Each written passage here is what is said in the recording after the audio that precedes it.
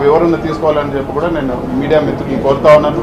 ఇవన్నీ కూడా ఈ మదనపల్లి ఘటన ఇవన్నీ కూడా బయట రావాలని చెప్పి కూడా కోరుతా ఉన్నాను. కొంతమంది మాట్లాడుతూ ఉన్నారు రికార్డులు తారుమారు చేసేదానికి ఈ ఘటన జరిగిందని చెప్పి. నేను ఒకటే అడుగుతాను, మా అఫిడవిట్లో ఉండే ప్రాపర్టీస్ కానీ ఇంకా కానీ ఏదైనా కానీ ఎంఆర్ఓ ఆఫీస్లో ఉంటాయి, కలెక్టర్ ఆఫీస్లో ఉంటాయి, CCLAలో కూడా ఇవన్నీ రికార్డ్స్ ఉంటాయి. సో ఇవన్నీ కూడా ఏదో చిన్న ఘటన జరిగితే రికార్డ్స్ అన్ని తారుమారే పరిస్థితి ఉండదు. నన్ను అడిగితే నేనే ఇవ్వడానికి సిద్ధంగా ఉన్నాను. మీకు ఏ కావాలన్నా కూడా నేను వివరించేదానికి సిద్ధంగా ఉన్నానని చెప్పి కూడా నేను తెలియజేస్తాను. ఇవన్నీ కూడా కుట్రపూరితంగా ఇమేజ్ దెబ్బతీయాలి, పేరు ప్రతిష్టలు భంగం కలగాలని చెప్పే విధంగా ఇవన్నీ కూడా ఈరోజు ఈ ఆరోపణలు కానీ ఇవన్నీ కూడా ఒక పద్ధతి ప్రకారం చేస్తూ ఉన్నారు. ఈ కొన్ని రోజుల ముందు చూసాం, ఒక ఆయన వచ్చి ఎర్రచందనము వ్యాపారం చేశారని నేను గట్టిగా అడిగాను, సాక్ష్యాధారాలు చూపించండి లేకపోతే క్షమాపణ చెప్పండి. ఇప్పటి వరకు జవాబు లేదు.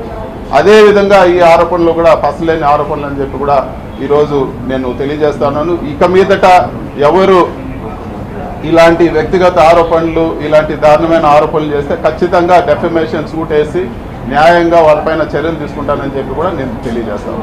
సార్, ఇప్పుడు మదనపల్లి ఇష్యూ జరిగిన వెంటనే ముఖ్యమంత్రి పర్సనల్గా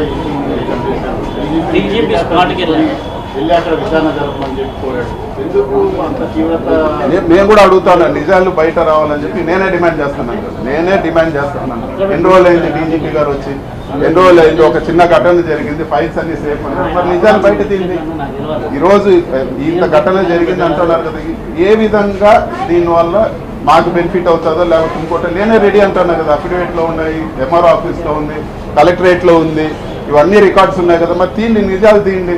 ఇంత యంత్రాంగం ఉండి ఎందుకు ఇప్పటి వరకు ఆ ఇన్సిడెంట్ని, చిన్న ఇన్సిడెంట్ని మీరు ఈరోజు సాల్వ్ చేయలేకున్నారని చెప్పి కూడా నేను అడుగుతాను. ఓకేనా రైట్ అన్నా? మరి బడ్జెట్లో